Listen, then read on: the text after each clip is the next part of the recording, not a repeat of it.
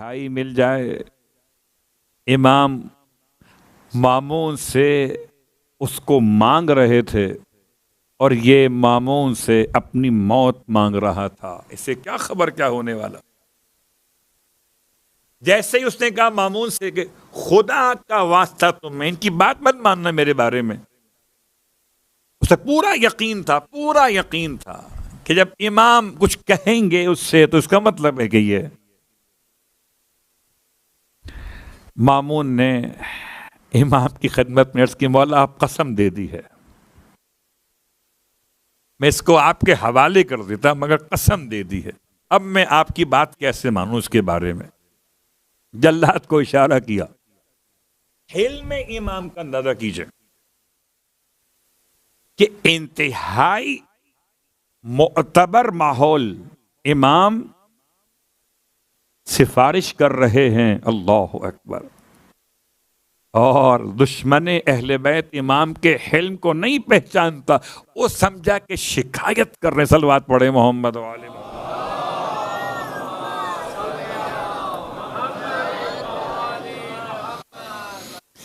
اور امام کی شخصیت میں کیا سحر ہے، سحر کا مطلب وہ اثر ہے کہ نام ہی رضا ہے، یا خدا سری اور رضا ہے، یا اس کا یہ بندہ امام رضا ہے، اللہ اکبر۔ سب کے لیے عطا ہے، سب کے لیے بخشش ہے، سب کے لیے جود و کرم ہے، اللہ اکبر۔ امام کی شخصیت کے باب میں گرچہ دو جملے آپ کی خدمت میں عرض کرنا چاہوں گا۔ ایک جملہ امام کی بارگاہ مقدس سے آپ کے علم کے اعتبار سے، اور ایک جملہ آپ کے حلم کے اعتبار سے، اور انشاءاللہ ہو سکتا ہے آئندہ برس زندہ رہے، آپ کی خدمت میں حاضر ہو سکے تو باقی جو افراد اہل بیت ہیں ان کے حوالے سے بات اب آئندہ اشرے میں ہوگی۔ ابھی تو 8ویں امام کی شخصیت پر آج بات مکمل کرنا چاہوں گا۔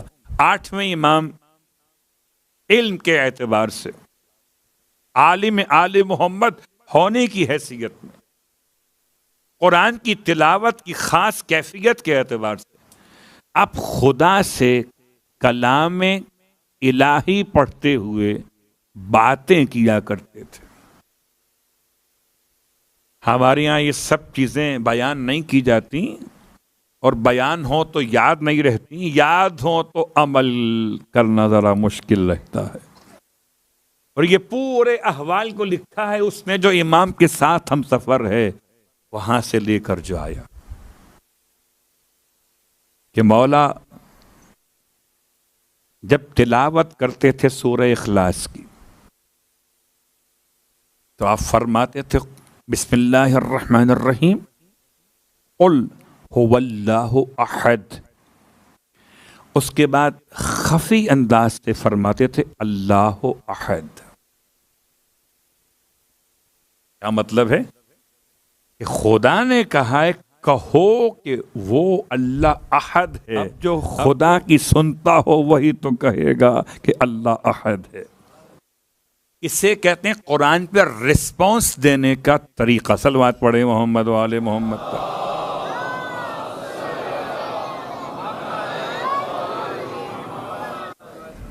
یعنی سورہ اخلاص پڑھ رہے ہیں اور ہم اور آپ جیسے سورہ اخلاص پڑھتے ہیں، سبحان اللہ، ادھر شروع ہوئے ادھر تمام بھی ہو گئی۔ حالانکہ یہاں سانس کے روکے جانے کا مسئلہ، وقفہ دیے جانے کا حوالہ، ایک سانس میں پڑھنے میں کراہیت ہے۔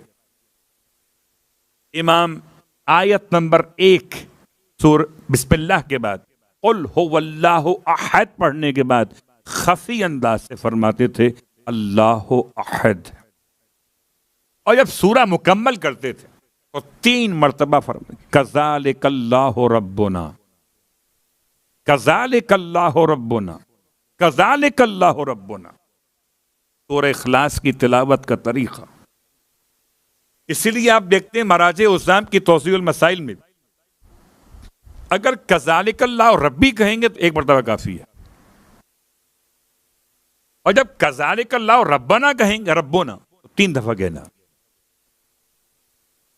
اب اس میں کیا راز ہے وہ الگ موضوع ہے.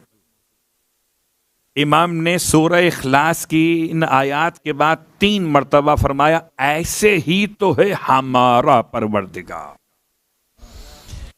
اس روایت میں مجھے مولا کے الفاظ سے کذالک اللہ ربی نہیں ملا، کذالک اللہ ربنا ملا ہے. پھر جب آپ سورہ کافرون پڑھتے تھے تو سورہ کافرون کے ساتھ بھی آیت نمبر 1 پر یا ایھا الکافرون قل ہٹا کر یہ آیت پڑھنے کے بعد، قل یا ایھا الکافرون پڑھنے کے بعد پھر یا ایھا الکافرون. اب آپ سوچئے کہ اگر سورہ کافرون پڑھ رہے ہیں ترجمہ کیا بنے گا؟ قل یا ایھا الکافرون، کہو کہ اے کافرو.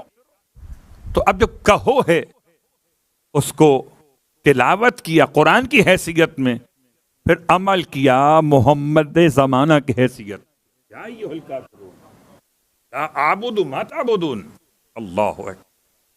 اور جب سورہ کافرون مکمل کرتے تھے تو 2 جملے فرماتے تھے اللہ ربی و دینی الاسلام. اللہ میرا پروردگار ہے اور دین میرا اسلام ہے. سورہ کافرون کے پڑھنے کا طریقہ اور سلیقہ امام کی خدمت مقدس. اور اب تھوڑا سا اور آگے بڑھتے ہوئے سورہ والتین والزیتون جب امام ارشاد تلاوت فرماتے تھے تو سورہ والتین والزیتون کو مکمل کرنے کے بعد اب آپ فرماتے تھے بلا وانا من الشاہدین. ایسا محسوس ہوتا تھا جیسے خدا زمانے کے محمد سے کلام کر رہا ہو اور زمانے کا محمد خدا کو اس کے کلام پر جواب پیش کر رہا. بلا وانا من الشاہدین.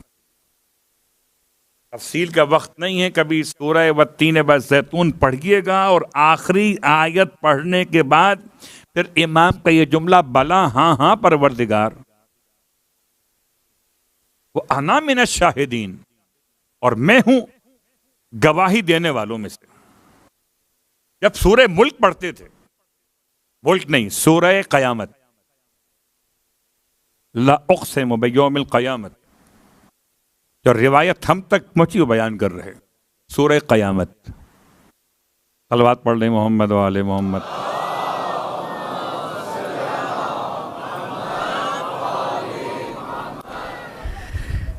سورہ قیامت اور اس کے پڑھنے کا طریقہ جیسے آپ پڑھتے ہیں ویسے ہی پڑھتے ہیں مولوی، یعنی عربی لحاظ سے پڑھتے تھے، مگر رسپانس کرنا آپ اس سورے کو مکمل فرماتے تھے. وَلَيْسَ ذَلِكَ بِقَادِرٍ أَن يُحْيِيَ الْمَوْتَى. اس کا آخری جملہ سورہ قیامت کا، کیا خدا اس بات پہ قادر نہیں ہے کہ مردوں کو زندگی عطا فرمائے؟ سبحانک بلا اللہم. امام جواب دیتے تھے پروردگار بے شک تو قادر اس بات کے اوپر کہ مردوں کو زندہ فرمائے. اور جب سورہ الحمد کی تلاوت کرتے تھے، اچھا ہمارے یہاں ذرا سا ہم لوگ سمجھتے ہیں شاید جب جماعت ہو رہی ہو تو پڑھنا چاہیے. الحمد کے مکمل ہونے پر الحمدللہ رب العالمین. امام ہر موقع اور محل پر جب الحمد کی تلاوت کرتے تھے تو تلاوت کے اختتام پر شکر خدا ادا کرتے تھے. اور یہ تو آپ خوب جانتے ہیں، ہدایت کی دعا مانگنے والے جنہیں ہدایت نہ ملی ہو وہ کہتے ہیں ہدایت دے دے. جنہیں ہدایت مل گئی ہو کہتے ہیں اللہ شکر ہے ہدایت مل گئی. تو جنہیں نہ ملی ہو وہ آمین کہیں. جنہیں مل گئی ہو وہ الحمدللہ رب العالمین. صلوات پڑھے محمد والا.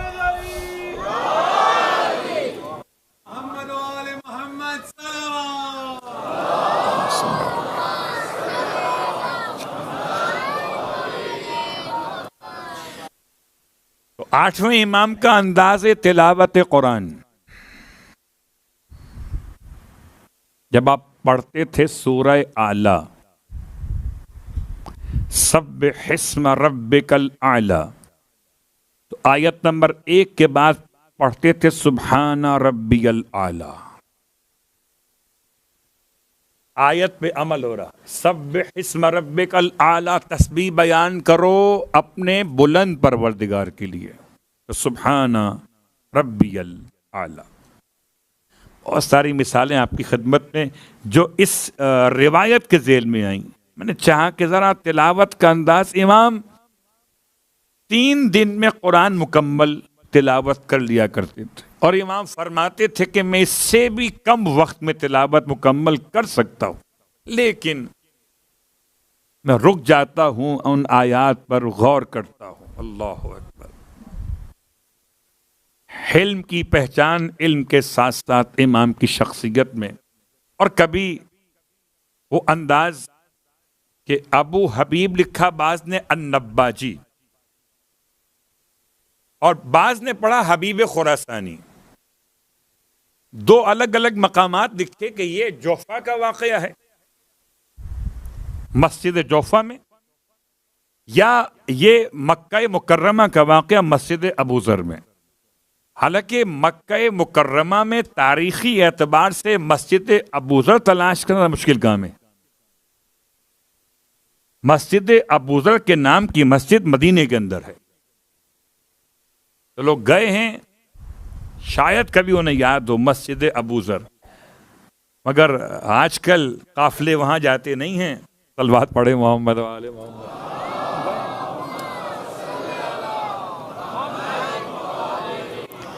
یہ جو علاقہ مرکزیہ کا ہے نا باب مجیدی مرکزیہ کا علاقہ اس سے آگے جاتے ہیں تو شارع ابو ذر ہے. اب وہاں ایک مسجد ہے مسجد امام بخاری کے نام سے. ہو سکتا ہے یہی وہ مسجد ہو. خیر میں کہاں نکل گیا. جوفا الگ مکہ الگ مدینہ الگ لیکن واقعہ ایک ہے کہ حبیب خراسانی اہل سنت کی شخصیت میں سے اور حالت خواب میں دیکھا اپنے آپ کو یا مکے میں یا مدینے میں جوفا کے اندر. جگہ میں اختلاف ہے. خواب ایک ہے. کیا دیکھا کہ طواف کر رہا ہے صحن کعبہ کے اندر تو شور مچا کہ پیغمبر آئے ہوئے.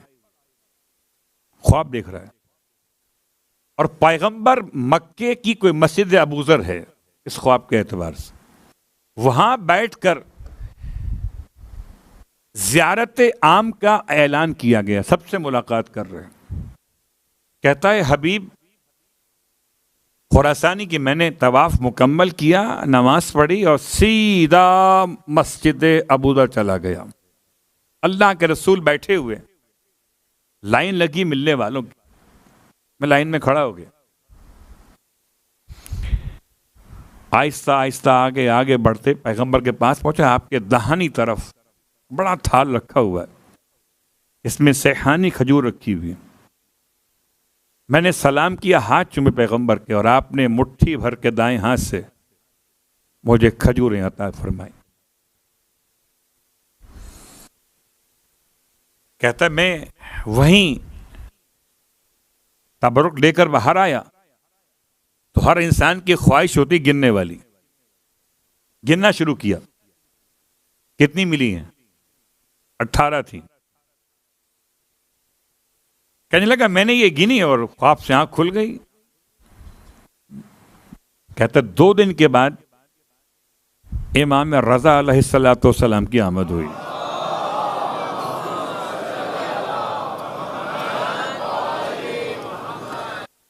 یہ شیعہ راوی نہیں ہے لیکن امام رضا کی خدمت میں شیعہ سنی سب کے سب ایسے ہی عقیدت سے جاتے تھے جیسے کوئی اختلاف کا عنوان ہی نہ ہو. اختلاف تو ہے ہی نہیں. امام تو سب کے امام ہیں. جو مانے اس کے بھی امام ہیں، جو نہ مانے اس کے بھی امام ہیں. بس یہی فرق ہے، مان کے مرے گا تو کمال مرے گا، اور مر کے مانے گا تو جہنم میں جلے گا. کمال مان کر مرنے میں ہے، مر کر ماننے میں نہیں ہے.